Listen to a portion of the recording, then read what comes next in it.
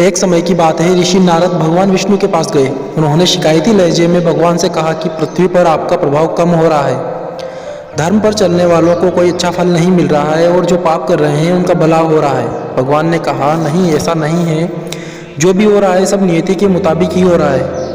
नारद जी नहीं माने। उन्होंने कहा, मैं देखकर आ रहा हूँ, पापियों को अच्छा फल मिल रहा है और भला करने वाले, धर्म के रास्ते पर चलने वाले लोगों को बुरा फल मिल रहा है। भगवान ने कहा कि कोई ऐसी घटना बताओ। तब नारद ने कहा कि अभी मैं एक जंगल से आ रहा हूँ, वहाँ एक गाय दलदल में फंसी हुई थी, कोई उसे बचाने वाला नहीं था।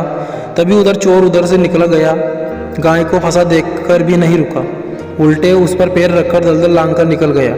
आगे जाकर उसे सोने की मोहरों से भरी एक थैली मिली। थोड़ी देर बाद वहाँ से एक वृद्ध साधु गुजरा। उसने उस गाय को बचाने की पूरी कोशिश की, पूरे शरीर का जोर लगाकर उस गाय को दलदल से बाहर निकाल दिया। लेकिन मैंने देखा कि गाय को दलदल से निकालने के बाद वह साधु आगे गया तो एक गड्ढे में गिर गया। भगवान, बताइए यह कौन सा न्याय है? भगवान मुस्कुराकर बोले, जो चोर गाय पर पैर रखकर गया था उसकी किस्मत में तो खजाना था, लेकिन उसके इस पाप के कारण उसे कुछ मोहरें ही मिली।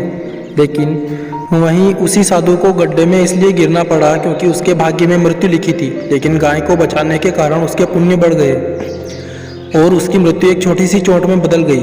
इंसान के कर्म से ही उसका भाग्य तय होता है।